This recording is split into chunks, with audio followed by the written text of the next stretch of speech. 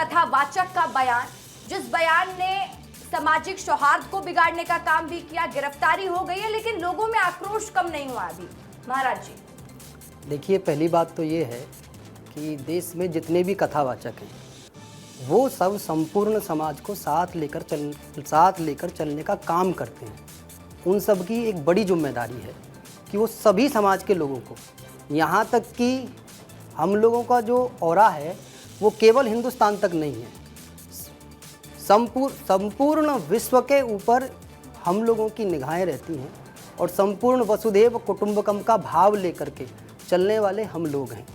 आज जब हम कथावाचकों को इस प्रकार से टिप्पणियां करते हुए देखते हैं तो लगता है कि ये कथावाचक का काम नहीं है।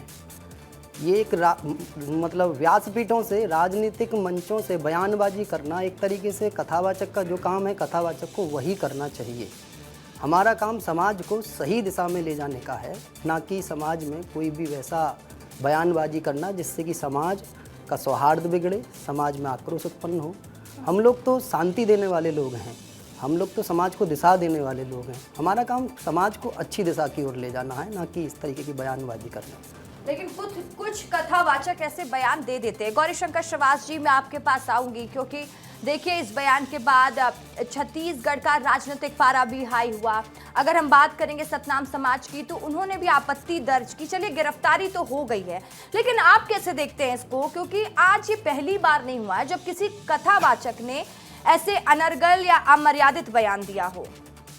रसिका जी, सबसे पहले धन्यवाद कि इस महत्वपूर्ण विषय पे आपने डिबेट आयोजित किया। और छत्तीसगढ़ में विष्णुदेव जी की सरकार यहाँ पर चल रही है। किसी को भी सामाजिक सौहार्द्रता को बिगाड़ने का कोई भी अवसर नहीं प्रदान किया जाएगा और बिल्कुल भी चीज़ें स्वीकार नहीं है। और निश्चित तौर पे छत्तीसगढ़ में सबसे अग्रणी सतनामी समाज को एक प्रकार से अपमानित किया गया है, जिसको हम लोग आपके चैनल के माध्यम से देख पा रहे हैं। काफ़ी दिन से वीडियो वायरल हो रहा है और इसकी निंदा हम लोग करते हैं, लेकिन साथ ही साथ इस बात को सोचते हैं दूसरे तरफ की जो व्यासपीठ में अभी जो देख रहे हैं कि जो लोग व्यासपीठ में बैठ रहे हैं, ये बैठने का मापदंड भी स्थापित होना चाहिए, एक निर्धारण होना चाहिए। देश के जितने समस्त जो धर्मगुरु हैं उनको भी तय करने का समय आ चुका है कि व्यासपीठ में जो लोग बैठते हैं उनकी शास्त्रार्थ किस स्तर का उनका शास्त्रार्थ है, उनकी शिक्षा कैसी, उनकी दीक्षा कैसी हुई है, कितने उन्होंने शास्त्रों का अध्ययन किया है। ऐसे में क्या हो रहा है कि इसमें सनातन धर्म का कहीं ना कहीं एक प्रकार के हमारी सनातन धर्म हंसी की पात्र बन रही है, उपहास का पात्र तो बन रहा है, साथ ही साथ सामाजिक सौहार्द्रता बिगड़ रही है और राजनीति का कहीं ना कहीं केंद्र हो रहा है। तो व्यासपीठ को बहुत ही आदर और सम्मान के साथ में हम लोग देखते हैं। वहाँ पे जिस विषय में कथा आयोजित है उस पर ही बात किया जाए, मेरा समझ है। जैसे कि शिव पुराण है, उसी बात किया जाए। इधर उधर की बात करके कई लोग वायरल होने का भी प्रयास करते हैं, कई लोग समाज के ऊपर टिप्पणी कर देते हैं, तो इसकी आवश्यकता मुझे लगता है नहीं है। जिस विषय पे अगर जो कथा है उसी पे अपन बात करें तो बहुत बेहतर होगा। सामाजिक सौहार्द्रता भी है कि समाज को एक नई दिशा भी प्रदान की जाएगी और पूरे भारत देश में सनातन का प्रादुर्भाव हो रहा है। ऐसे में किसी समाज को आप नीचा दिखाकर कैसे आप सनातन धर्म की सर्वोच्चता को प्रदान कर सकते हैं? तो छत्तीसगढ़ में सतनामी समाज सबसे मुख्य समाज है। और मैं एक बात और कहना चाहूँगा कि सतनामी समाज के बारे में जो टिप्पणी की है उसमें एक बात भी और है जो ध्यान देने वाली बात, कि जो व्यक्ति गौ हत्या और नशा को बढ़ावा देता है वो भी सतनामी समाज का नहीं हो सकता, क्योंकि ये चीज़ें दोनों समाज में निषेध है। वहाँ के जो सबसे बड़े हमारे आराध्य हैं वो बाबा घासीदास जी, गुरु घासीदास जी, उनका ये प्रेरक है।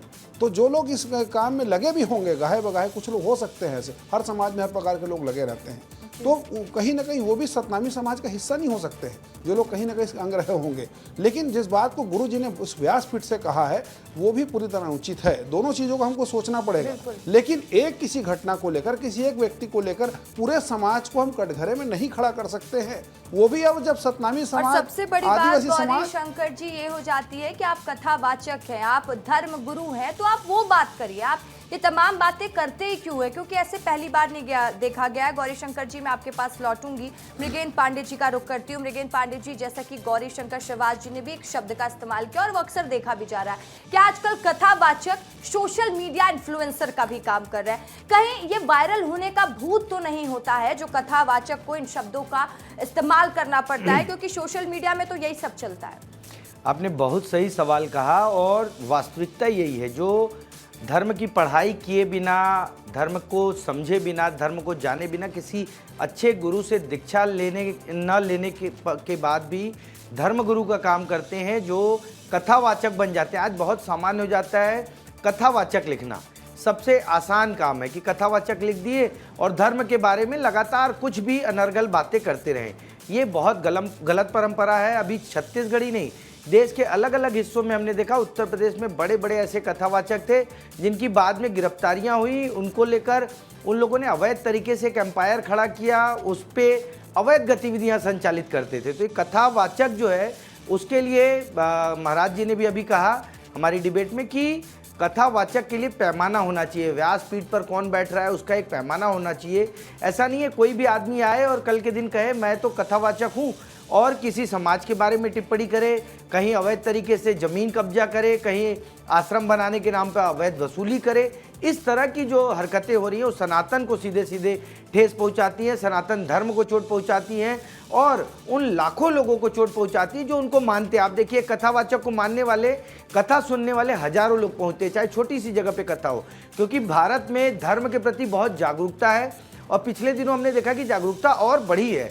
ऐसे में एक कथावाचक सिर्फ कथा के नाम पर अनर्गल बातें करें, अनर्गल मुद्दों को लाएं, गाय काटने की बात हो या तमाम चीज़ें हो, ये सब पूरी तरह गलत है और इन पे सख्त से सख्त कार्रवाई होनी चाहिए।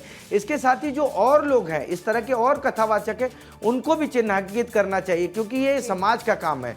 समाज के लोग ही बताएंगे कि कौन सा कथावाचक अच्छा है, कौन देश में समाज में वैमनस्यता पैदा करना चाहता है, बंटवारा पैदा करना चाहता है, भय पैदा करना, तो उन लोगों पर भी कार्रवाई होना चाहिए। जी बिल्कुल, आपने बहुत अच्छे से अपने शब्दों में बयां भी कर दिया। और